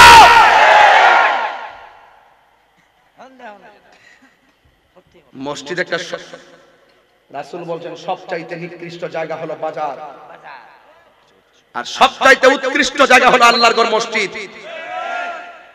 যেখানে রাজনীতি চলে না, যেখানে কোনো ধরনের দুনিয়াবি আলোচনা চলে না। আর এত বড় পবিত্র জায়গায় আপনি অপবিত্র লোককে দায়িত্ব দিবেন। খোদার গজব কি এমনি আসছে? করোনা কি এমনি আয়ে? করোনা তো আইছিল, আমারও হইছিল করোনা। পরে ফারুক ভাইয়ের কাছে আইসি মতো ভালো করছে, ভ্যাকসিন লোয়া টোয়া মানুষ করে দিছে, দৌড়ে আয় পড়ছি। ওই যে বই দিছে না, আমলদার মানুষ যে ওষুধটা তো এটি আলহামদুলিল্লাহ কাম করে, মারহাবা জোরে কমে। সবচেয়ে বড় কথা হলো এটা আর কি, হয়েছিল পজিটিভ। আমারও হয়েছিল, আমার ছোট ভাইয়ের হয়েছিল। দুটো রেলওয়ে ইসলাম, মারহাবা কর। যুবক ভাই, এই যুবক ভাই, আপনার কাছে আমার অনুরোধ থাকবে, করোনা যখন আইছিল তখন সরকারের পক্ষ থেকে কি কইছিল? লকডাউন। কি কইছিল? লকডাউন মানে কি? ঘর থেকে বের হওয়া যাবে না। আপনার বয়স কত? প্রায় 70। 40 বছরের মতো। আচ্ছা আচ্ছা, বল আল্লাহ রাহায়াত দরাজ করুক। বাবার সময় না হয়, আল্লাহ রাহায়াত দরাজ করুক। আমিন আমিন, আরে বড় করে কোন আমিন। তো বয়স যদি 74 বছর হয়, আপনি 74 বছরের মধ্যে কি 70? আও 70 তো কইছেন না আমরা, ঠিক আছে দেখা 40 বছরের মতো নাকি মিলে না তো? মাশাআল্লাহ, আল্লাহ রাহায়াত দরাজ করুক। আমিন কোন? আল্লাহর 370 দুক আমিন কোন? আর আপনি আমারে কোন একটু আমার সাথে বলেন যে আপনার 70 বছরের ভিতরে করোনার মতন এমন রোগ দেখছো? হ্যাঁ দেখছেন? 70 বছরের ভিতরে করোনার মতন এমন রোগ দেখছেন না? তো করোনাতে ডাক্তার কি বলছে? লগ। এটার পরে এমন একটা রোগ আইতে পারে, কইব লগ আউট। আইতে পারেনি কোন জানা, কিন্তু বাইরে থেকে বেশি বাইরে গেছেন তো, বেশি বাইরে গেছেন যা এর লাগে না ভিতরে ঢুকাইছে। ওন আবার যখন দেখছে আরো বাড়বো, তখন দেখবে ভিতর থেকে বাইরে ফেলাইব। কথা কোন ঠিক না বেটি? কোন জানা, কিন্তু আল্লাহর কাছে কিন্তু সবে আছে। একটার পর একটা ধরা কিন্তু নরম না, শক্ত। ধাপে ধাপে কিন্তু চলে আসতেছে প্রেক্ষাপট গুলো। কথা কোন ঠিক না বেটি? তা আপনি মসজিদ হলো সবচাইতে নিরাপদ জায়গা, মসজিদ হলো সবচাইতে সম্মানের জায়গা, ইবাদতের জায়গা। ওই মসজিদের দায়িত্ব যদি সুৎখোরের কাছে যায়, তাহলে সমাজের মানুষ কি ঠিক আছে? ঠিক আছে? তাহলে আল্লাহর ওয়াস্তে মসজিদের সভাপতি কোন সুৎখোরকে বানানো যাবে না।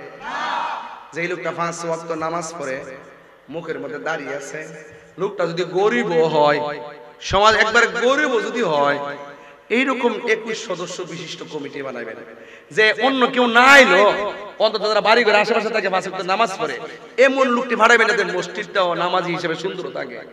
একদম গরিব হইলো তারে আইনা বানাবেন সভাপতি, কিন্তু কোন সুদখোরকে ঘুষখোরকে বানানো যাবে? সুদ খাওয়া কি হালাল না হারাম?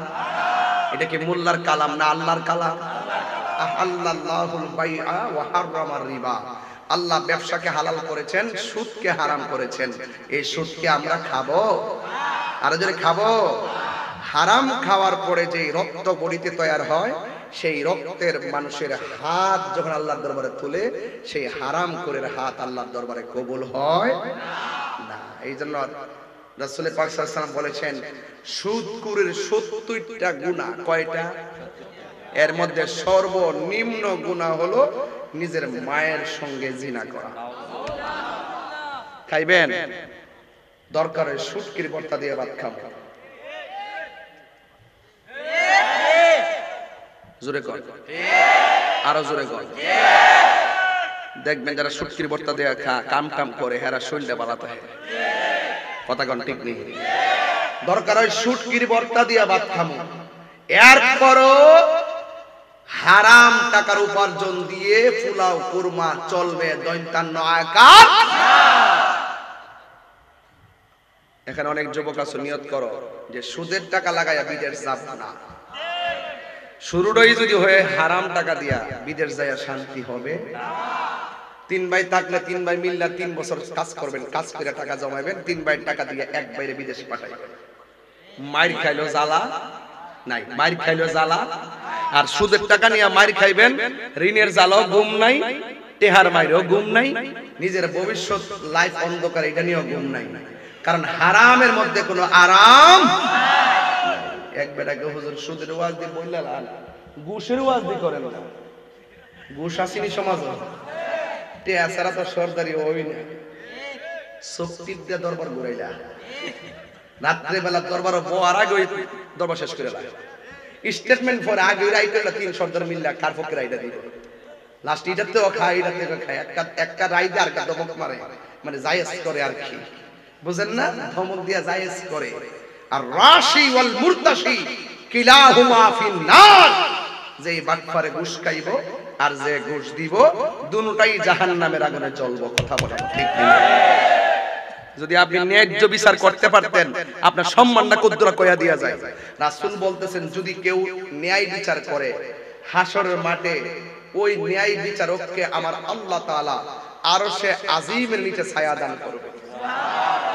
তা আপনারা যদি সমাজের মানুষ বিচারক হিসেবে গ্রহণ করেই ফেলা, যেমন আমারে বক্তা হিসেবে গ্রহণ করে ফেলাইছে, মানে আমার উচিত কি বক্তা বক্তার ভাষায় কথা বলা। ফারুক ভাই মেডিকেল হসপিটালে আছেন, তিনি ডাক্তার হিসেবে আল্লাহ পাক কবুল করছেন, তো তিনি পেশাদারিত্ব ভাবে মানুষের উপকার হয়ে সেই চিকিৎসাটাই করছেন। যার যার নৈতিক দায়িত্ব। তো আপনারা যদি সমাজে যদি সরদার হিসেবে গ্রহণ কইরেই বালা, তাহলে আপনার উচিত সমাজের মানুষের সাথে ইনসাফপূর্ণ সমাধান করা। তাইলে এতে কি হবে? এটা আপনার লাভ হবে। লাভটা কি হবে? আল্লাহ পাকের হাবিব বলেন, ওই লোকটাকে আল্লাহ পাক আরশের নিচে ছায়া দান করবে। তো লাভ আসেনি? লাভ আসেনি? আমরা দেশে দেখবেন কিছু লোক আছে এই ওয়াজ মাহফিলগুলোর এখন রাজনীতির মঞ্চ বানাই নিয়েছে। আমার অনেকে কয়, হুজুর আপনি কোন দল করুন? আমি কই, আমি কোন ধরনের রাজনীতি দলের কোন দলের সদস্য পদ আমি নাই। আমি দেশের কাজ করি, দেশের কোনো অসঙ্গতি হইলে আমি এটা বলি, এবং দেশের কোনো ক্রাইসিস হইলে সেটা আমি তুলে ধরি, এবং নিরাপত্তার জন্য সম্প্রীতির জন্য আমি কাজ করি, এবং আমি আমার মতো করে প্রেজেন্টেশন করি বাংলাদেশকে এবং সত্যিকার মদিনার ইসলামকে। কথা বলেন ঠিক না বেটি? এবং হুসাইনি চেতনাকে আমি তুলে ধরি। এটাই হলো আমার বড় রাজনীতি। আর ওয়াজের মাঠের মধ্যে আমাকে অনেকে বলে যে হুজুর এমক হুজুর ওয়াজ যদি কত হক কথা আপনি কর না। আমি বলছি না, এটা এদের হক কথা না, এরা নিজেরা বলে, নিজেরা বইলা ভিন্ন রাজনীতি দলের সাথে তারা নিজের একটা দূরত্ব তৈরি করে। ওই রাজনীতিবিদরা তখন তাদের উপরে রাষ্ট্রীয়ভাবে অ্যাকশন নেয়। এটার পিছনে সুন্নি জামাতের কোনো হাত নাই। এটা তো আমরা দোষী কিন্তু অনেকে। কথা পরিষ্কার, কিন্তু কথা কিন্তু পরিষ্কার। তা আমি বলি কি, যে এই ওয়াজের মাঠে রাজনীতি কথা বলা যাবে না। এখন বলবেন কেন বলা যাবে না? এই জন্য বলা যাবে না যে আমি যার সামনে কথা বলতেছি তারা সবাই কোরআনের আলোচনা শুনতে আসছে। এখানে যারা বসছে, এখানে বাংলাদেশের প্রায় 42টা নিবন্ধিত রাজনীতি দলের লোক আছে। আমি যখন একটা রাজনীতির এজেন্ডা হয়ে কথা বলবো, স্টেজ থেকে প্রায় বাকিগুলা আমার কাছ থেকে দূরে চলে যাবে। তখন সত্যিকার অর্থে যে ইসলামের অনুভূতি নিয়ে মানুষ যে ওয়াজ মাহফিলটা শ্রবণ করে এবং যে আয়োজনটা করে, আয়োজনকারীর ক্ষতিগ্রস্ত হয়, এতে আমাদের ধর্মীয় ভাব নষ্ট হয়। আপনি যদি একান্তই কোনো দলের রাজনীতি করতে চান, ওয়াজের মাঠে না, আপনি নিজে আলাদা মন সাজায়া আপনি ওপেন করে সেখানে কথা বলেন ঠিক না? তাহলে কথা ক্লিয়ার। কিন্তু এই ওয়াজের মাঠগুলো, এই ধর্মের প্রচারের মাঠগুলো কুফি দিয়া হারিকেন দিয়া মশার মধ্যে কামড় খাইয়া বুম্বা দিয়ে আর খালি মুখে এই মাহফিলগুলো প্রতিষ্ঠা করেছেন আল্লাহর ওলিগণ। এই ওলিগণের সেই পদচারণার এই মাঠগুলোকে দুনিয়াবি চিন্তা চেতনায় বিনষ্ট হওয়ার সুযোগ দেওয়া যাবে না। কথা বলেন ঠিক না? আমি যেহেতু বক্তা, এই জন্য বক্তাদেরকে সতর্ক করে উঠছি। হ্যাঁ, আপনার ইচ্ছা, আপনার নাগরিক অধিকার আছে, আপনি একটা রাজনীতি করবেন, আপনি আলাদা মন সাজান, আলাদা মন সাজে আপনি আপনার মতামতের কথা বলেন। রাজনীতিবিদদের সাথে আপনি আলাদা করেন, যেভাবে তারাও করে আপনি এইভাবে করেন। খবরদার। তাহলে কথা বলছিলাম কি, যদি সমাজের মানুষ আপনাকে নেতা মানে, কি মানে? নেতা মানে তো আপনার ভাষা হতে হবে নেতার মতো, আপনার কাজও হতে হবে মানবিক। আর আপনি যদি জুলুম করেন, নির্যাতন করেন, চাঁদাবাজি করেন, লুটতরাজ করেন, রাহাজানি করেন, মারামারি করেন, কুবাকুবি করেন, ধর্ম নিয়ে যদি অধর্মের চর্চা করেন, তাহলে আপনাকে এই সমাজ, আজকে আমি একটা স্টেটে দিয়েছিলাম, মান হাফারা হুফিরা, পরের জন্য গর্ত করলে নিজে গর্ত করে মরতে হবে। আপনি যদি কাহার জন্য মৃত্যুর ফাঁদ তৈরি করেন, আপনাকে ওই ফাঁদে পড়তে হবে। এটাই সত্য। কামা তাদিনু তুদানে, যেমন কর্ম তেমন ফল। আমরা দুনিয়ার লাভ লুক লালসার জন্য ধর্মের কথা বলি না, আমরা আখিরাতের জন্য ইসলামকে প্রেজেন্টেশন করি। কথা বলেন ঠিক কিনা? এই বিষয়গুলো যদি বুঝতে হয়, বাজারের মেহমান হলে চলবে না, মসজিদের মেহমান হতে হবে। কিসের মেহমান? মসজিদের।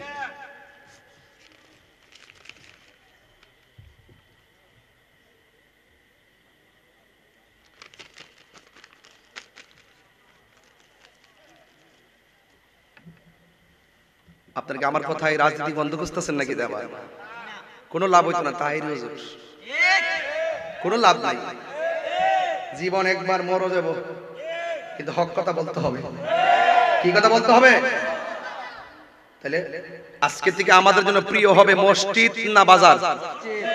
কথা জোরে, মসজিদ না বাজার? আমার দেশের আরো কিছু মুরব্বী আছে, আপনার সাথে আরো মুরব্বী আছে, আছে না? দেখবেন মসজিদের মধ্যে যখন ফজরের আজানটা হয়, আসসালাতু খায়রুম মিনান নাম।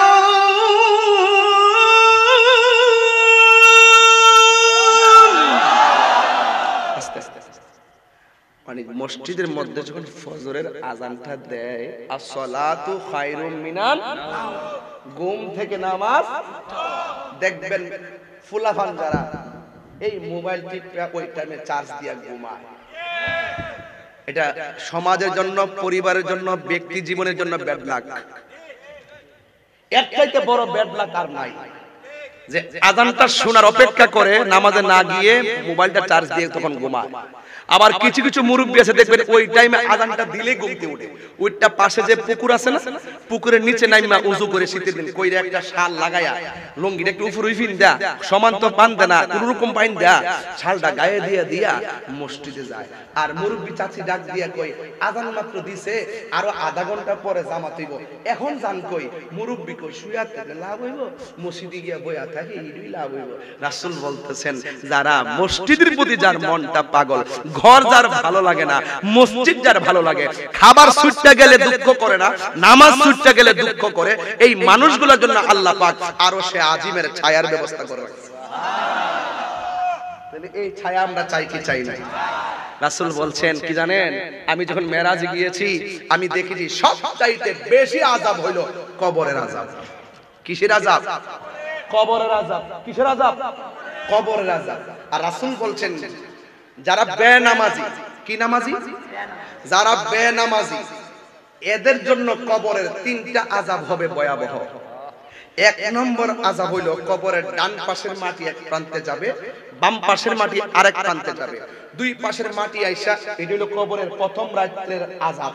প্রথম রাত্রের আযাব রাসূল বলেন প্রথম রাতের যে ভয়ঙ্কর থাবা, এই থাবা সাধারণ নয়। দুই পাশের মাটিগুলো এমন ভাবে গিয়ে তারা চাপা দিবে, ডান পাশের হাড্ডিগুলো, এই কথাগুলো বারবার বলি আপনাদেরকে, এরপরে তো মানুষ হন না, এরপরে সতর্ক হন না, তারপরে মসজিদটা খালি থাকে। কারণ কেন? সবাই মসজিদে যাবেন ইনশাআল্লাহ, মসজিদের নামাজটাকে একটা ঈদের মতো বানাবেন, দেখবেন সমাজে রাস্তাঘাটে হাঁটলেও শান্তি লাগবে। আরে বাবা, যেই ব্যক্তি উযু কইরা হাঁটে রাস্তায়, যেই ব্যক্তি উযু কইরা ঘুমায়, সারা রাত নফল ইবাদতের সওয়াব পায়। কোন সময় উযু, সব সময় উযু করে ঘুমাবেন, পবিত্র অবস্থায় থাকবেন। কি অবস্থায় থাকবেন? পবিত্র অবস্থায় থাকবেন। যেই কোন মুহূর্তে আপনার মৃত্যু হতে পারে, এই মরণটা যেন পবিত্র অবস্থায় হয়। নামাজটা পড়া ঘুমাবেন, ফজর না পড়ে ঘুমাইছেন, যোহরের টাইমে পড়বেন, যোহর হওয়ার আগেই তো আপনার কাছে আজরাইল আসতে পারে। কথা কোন ঠিক না বেঠিক? এই যে দেখলাম ঘুমের মধ্যে ওই যে একটা ছেলে ফোন দিছে, ভাবি ভাই তো 2 দিন আগে অসুস্থ ছিল, ভাই তো এখন আর নাই, মারা গেছে। তখন স্ত্রীটা দেশ থেকে কি কান্নাটা কান্না, ঘুমের মধ্যে মারা গেছে, বিদেশ যাওয়ার পরে মারা গেছে। দেখছেন না আল্লাহর খেলাটা? সুন্দর করে তার পাসপোর্ট বানাইছে, ভিসা লাগাইছে, বিমান উঠাইছে, ওই সৌদি আরবে নিছে, ঘরে ঢুকাইছে, ঘুম পাড়াইছে, ওখানে আজরাইলের পাঠাইছে। তার মরণ বাংলাদেশে হবে না, যার মরণটা যেখানে লেখা আছে সেখানেই তার মৃত্যু হবে। এই জন্য মৃত্যুর জন্য সব সময় প্রস্তুত থাকতে হবে। এই জন্য রাসূল বলছেন বেনামাজির কবরের দুই পাশের মাটিগুলো এমন ভাবে দূরে যাবে, গিয়ে তোমাকে এমন ভাবে চাপা দিবে, হাড্ডিগুলো মাটির সঙ্গে গুঁড়া বানায় ফেলবে। রাসূল বলেন ওই টাইমে যে চিৎকারটা দিবে, এই চিৎকারে পশু পাখি অতিষ্ঠ হয়ে যাবে। দুই শ্রেণীর লোকে এই কান্নার আওয়াজ শুনবে না। এক শ্রেণী হলো যারা মানুষ, আর এক শ্রেণী হলো যারা জিন। এই জিন এবং মানুষ ছাড়া সবাই তার কান্নার আওয়াজ শুনবে। ওই কান্নার আওয়াজটা যদি কোনো সময় মানুষ শুনতো, তার কানের পর্দা ফেটে মানুষ মারা যেত। এই জন্য মানুষ এবং জিন শুনতে পারবে না। কেন এই জন্য পারবে না? কারণ আল্লাহ পাক ওয়ামা খালাকতুল জিন্না ওয়াল ইনসা ইল্লা লিয়াবুদুন, আল্লাহ মানুষ এবং জিন জাতিকে বানাইছেন তার ইবাদতের জন্য। মানুষ এবং জিনের হিসাব হবে, এই জন্য তাদের কাছ থেকে এই আওয়াজটাকে মাগলুব করে রাখা হয়েছে। কথা বলেন ঠিক না বেঠিক? এই জন্য যুবক ভাইয়ের আমার, ওই কবরের আযাবের আওয়াজ যদি আপনি শুনতেন, এখন একটু ট্রাই করে দেখি আওয়াজটা কেমন হয়। বলেন আল্লাহ, চারবার কোন আল্লাহ,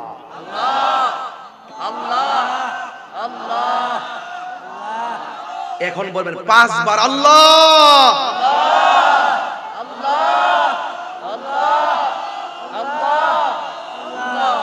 এইভাবে যদি কন্টিনিউ চিৎকার পারতে থাকেন, কবরের পার আপনার তো মনে হয় কান নাই। ইন্নাল্লাহা ইউসমিউ মাইয়াশা, আল্লাহ যারা কান দিছে ওই কবরের আযাবের আওয়াজ শুনে।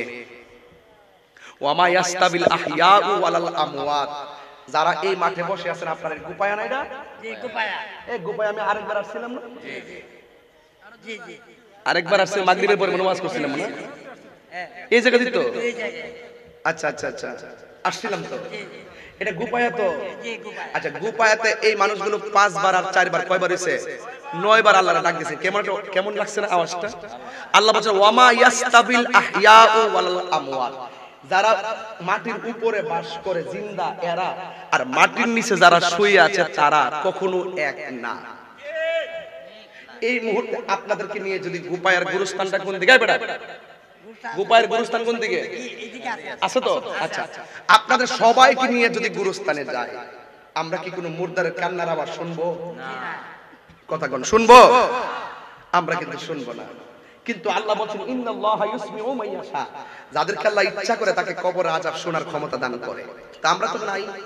যদি আপনাদেরকে আল্লাহ কান দিত, তাদের আওয়াজটা কেমন হইতো জানেন?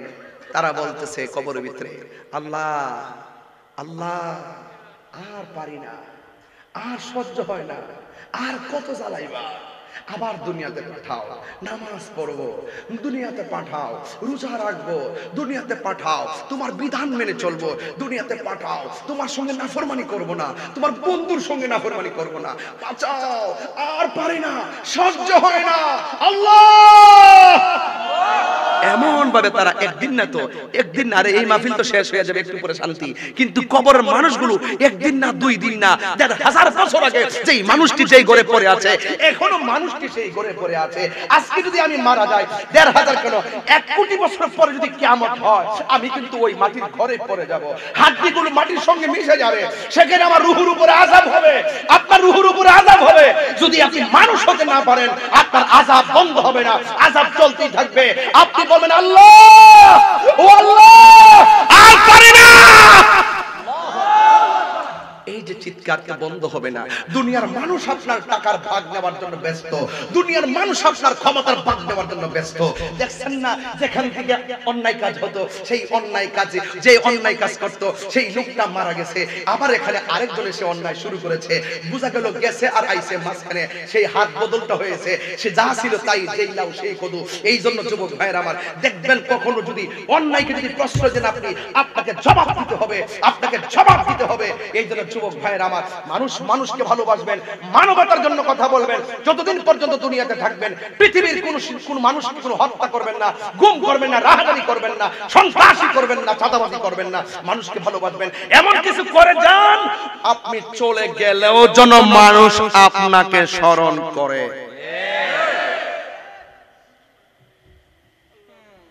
আমি যদি মারা যাই 200 বছর পরে আমার পরিবারের ধারাবাহিক যে সন্তানগুলো আসবে নাম যে গেলে আমার নাম বলতে পারবে না, বুঝলা যাবে, কি হয়ে যাবে? তুমি দাঁড়াও না আব্বা, দাঁড়াও তো একটু দেখে বাবা, তোমার নাম কি? রায়হান। তোমার আব্বার নাম? মনির মেয়ে। তোমার দাদার নাম? আজকে তোমার দাদার আব্বার নাম পারে না, বসো না, এটা বাস্তব। হাসি দিচ্ছেন না, আপনার নামটা কেউ জানবে না। আপনি যদি ভাবতেছেন আমি একটা বিল্ডিং করে গেছি, নাম লিখে গেছি, যত কিছু করেন নাম এভাবে ভুলে যাবে, ইতিহাস মুছে যাবে, আপনার নাম কেউ জানবে না, আপনার কবরের চিহ্ন কেউ নেবে না, আপনার কবরের উপরে মাটি পড়বে, কবর হবে, চিহ্নটা পর্যন্ত থাকবে না। এটা বাস্তব, এটা ইউনিভার্সাল ট্রুথ, চিরন্তন সত্য, চিরন্তন সত্য। মানুষ আপনাকে ভুলে যাবে। হ্যাঁ হ্যাঁ, মানুষ মানুষকে মনে রাখবে। 700 বছর পার হয়ে গেছে, বাবা শাহজালালের নাম আশেকদের হৃদয়ে আসে না নাই। তাহলে বোঝা গেল আপনি এমন কাজ করে যান মানুষজন আপনাকে স্মরণ রাখে। কথা বলেন ঠিক না বেঠিক? মানুষজন আপনাকে কি রাখে? স্মরণ রাখে। ইতিহাস কথা বলে, ইতিহাস বলে না যে বিদায়, ইতিহাস বলে আবার দেখা হবে। এমন কিছু করে যান যেন মানুষ আপনাকে বারবার, আপনি মাটির নিচে গেলেও যাতে উপরের মানুষগুলো আপনাকে স্মরণ করে আর দোয়া করে। জোরে বলেন ঠিক না বেঠিক? এবার আপনারা একটু আওয়াজ করে বলেন, কবরের আযাব সহজ না কঠিন? এই কবর আযাব থেকে বাঁচতে গেলে নামাজের দরকার আছে না নাই? রোজার দরকার আছে না নাই? মা বাবার খেদমতের দরকার আছে না নাই? আল্লাহর বিধান মানার দরকার আছে না নাই? হারাম খাওয়া যাবে? এই হারাম খাওয়া যাবে? হবিগঞ্জবাসীকে আমি ক্লিয়ার মেসেজ দিয়ে যাই, আর ধাক্কা ধাক্কি ঠেলাঠেলি করবেন না। আমি আজকে ওয়াজ করেছি 1.5 ঘন্টা, একটা ছেলেকে হাসি দিয়েছে, কথা বলেছে, গজল বলেছি, সময় কিন্তু চলে গেছে, সময় কিন্তু একদম কমন আলোচনা করছি, কমন, আনকমন না কিন্তু কমন। তো আপনাদের কাছে একটা কথা বলবো, আমি শুনেছি হবিগঞ্জে কেবা কারা নাকি ডিসি বরাবর কাগজ দিছে আমি যেন হবিগঞ্জ না আসতে পারি। এই কাজগুলো কখনোই করবেন না। আপনার আমার ওয়াজ ভালো না লাগলে আপনি আসবেন না। বিগত দিনে আপনার ওয়াজ আমরা বন্ধ করি না, আপনারা রাজনীতি করছেন, রাজনীতির পেছে পড়ছেন। হে জ্বালাইসা আমরা সাথে মিটান কেন? আমি চাই যে সকল ধর্মীয় দল যারা আছেন হয়তো আমাকে বোঝায় আপনাদের দলে নেন, নাইলে আপনারা বুঝে আমাদের দলে আসেন। আপনারা একটা গ্রুপ করছেন, গ্রুপ করে এসে আমরা সুন্নি জামাতের আল্লাহর ওলিদের মাজার ভাঙা শুরু করছেন। এগুলো করবেন না। মব সংস্কৃতি বন্ধ করুন, আইন হাতে তুলে নেওয়া বন্ধ করুন। কোনো মাজারে যদি কোনো অসামাজিক কাজ হয় আমরা সেই অসামাজিক কাজ প্রতিহত করব। আল্লাহর ওলির মাজারকে আমরা সুরক্ষা করব। গত পরশু দিন দেখছি নোয়াখালীতে মাইক দিয়া ঘোষণা কইরা উরুস বন্ধ করছে, মাজার ভাঙছে, নীলফামারীতে ভাঙছে নতুন করে আবার। শাহপুরানি আমর রহমতুল্লাহ মাজার ভাঙতে গেছে প্রায় 84টা। আমরা হাই করে যে তালিকাটা জমা দিয়েছি এটা 84টা। কারণ এগুলো তো তালিকা রাখতে হবে কেবা কারা, নাইলে তো বলবে যেগুলো আমাদের লোক না। লোক যেই হোক, যেই ব্যক্তি অন্যায় করবে তাকে শাস্তির আওতায় আনতে হবে। কথা বলেন ঠিক না বেঠিক? এই দেশে ইসলাম আনছে কারা? কথা বল না কেন? ওলি আল্লাহরা এই দেশে আইসা জঙ্গল সাফ কইরা মঙ্গল করছে, খানকা বানায়া মসজিদ বানাইছে। আর সেই ওলি আল্লাহদের মাজারকে ভাঙতে যাবে, সাবধান, এটা কিন্তু ভালো লক্ষণ নয়। ওলি আল্লাহর বিরুদ্ধে যদি কেউ যান, আল্লাহর গজব আপনার মাথায় নামে যাবে। মান আদালি ওয়ালিয়ান ফাকাদ আযানতুহু বিল হারবে। যেই ব্যক্তি আল্লাহর ওলিদের বিরুদ্ধে কথা বলে, স্বয়ং আল্লাহ পাক তার বিরুদ্ধে যুদ্ধের ঘোষণা করেছেন। জোরে কোন ঠিক কি না? তাহলে ওলি আল্লাহর মাজারকে ভাঙবো না সুরক্ষা দিব?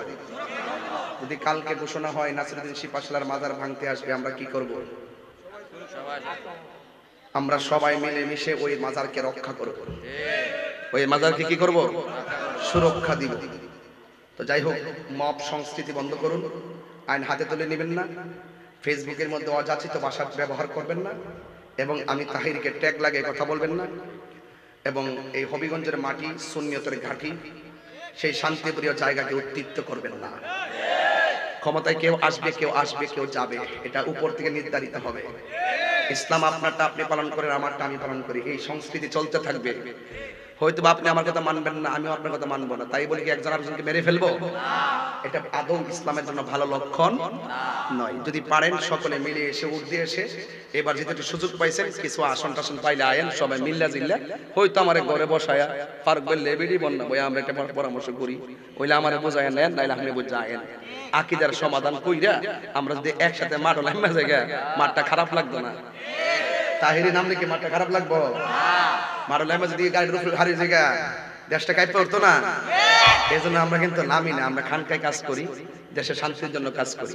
খানকায় বসে বসে এই মেসেজটাই দেই, তোমরা ফেসবুকে উল্টাপাল্টা লিখো না, রাস্তায় মারামারি করো না, রাস্তাঘাটে ডাকাতি হচ্ছে, জনগণের পাশে থাকো, জনগণের রাজনীতি করো, ক্ষমতার রাজনীতি দরকার নাই, প্রেমের রাজনীতি করো। তোদের কোন ঠিক না বেঠে? আল্লাহ আমাদের সকলকে বোঝার তৌফিক দান করুন, আমিন। আমার এখানে একটা কাগজ পাঠাইছে, কেন জানো পাঠাইছে আমি জানি না, তবে মাহফিল কমিটির সভাপতি স্যারের কথা বলা ঠিক হবে নি? সভাপতি কার আজকে? সভাপতি কালাম সাহেব। কালাম স্যার নেই? আপনি? ও আচ্ছা আচ্ছা, আবার ভালো। মাননীয় প্রধান অতিথি, আমার প্রাণপ্রিয় হুজুর, আমার সালাম নেবেন। ওয়ালাইকুম আসসালাম। আপনার কাছে বিনীত অনুরোধ, আপনি চট্টগ্রামের আঞ্চলিক ভাষায় একটি গাইবেন। চট্টগ্রামের আঞ্চলিক ভাষা, আমি সিলেট বিভাগে আছি, চট্টগ্রামের কথা গাবেন। ব্যাপারটা কেমন হয়ে গেল না? এটা আসসালামু আলাইকুম। আচ্ছা, হাফিজ কি মৌলানা লেখা যায়? হাফিজ যারা হইছে তারা কি মৌলানা লেখা যাবে? আচ্ছা বল বল। হাফেজ কয়? আচ্ছা বল, বুঝছি আমি। আরে যে প্রশ্ন করছে রে,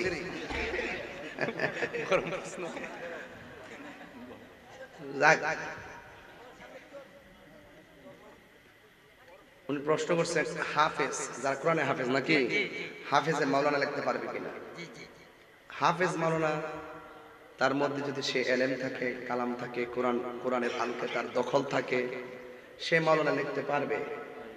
মাওলানা শব্দটা আমরা যতটুকু পর্যন্ত নেই, আসলে ব্যাপারটা এরকম না।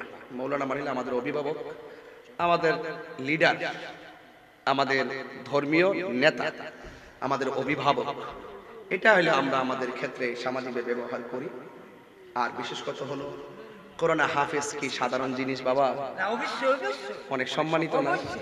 এবং এই যে কোরআনটা পড়তে পড়তে আপনি হয়তো জানবেন যে কোরআন পড়তে পড়তে সে এমন কিছু কোরআনের অর্থ হাদিসটা যত হাদিস মুখস্থ করে, এটা একটা কোরআনে হাফেজ কিন্তু বহুত হাদিস মুখস্থ করে। আপনি জানেন হয়তো বা অনেক হাদিস মুখস্থ করে, যে হাদিসগুলো ওই আমরা যারা ওয়াজ করি আমরা পারি না, বুঝছেন? আমরা যদি লিখতে লাই হারাতে পারবোই। কথা বুঝছেন না ব্যাপারটা? কারণ কার ভিতরে কিতা আছে এটা কোন জানে? কথা বুঝছেন না ব্যাপারটা? ঠিক না বেটে? আর একটা কোরআনে হাফেজের মর্যাদা কি সাধারণ নাকি? এটা কোরআনে হাফেজের মর্যাদা কি সাধারণ? আরে বাপ রে বাবা, এটা কোরআনে হাফেজ মাতৃকুল পিতৃকুলের 10 জন 20 জন রে সুপারিশ করে জান্নাতে নিতে পারবে যদি এই কোরআন অনুযায়ী সে আমল করে। কথা কোন ঠিক না বেটি? এই যে এই বুঝছেন ব্যাপারটা? থাক দা, জালার বাইরে জালে লাভ নাই, সম্মান দেন দিবালা। মাওলানা জিরা মন সেটা নেও। আল্লাহ আপনি কবুল করুন, আমিন। খুশি নিও গজল কি বেশি গাইছি আল্লাহ কবুল করুক আমিন বল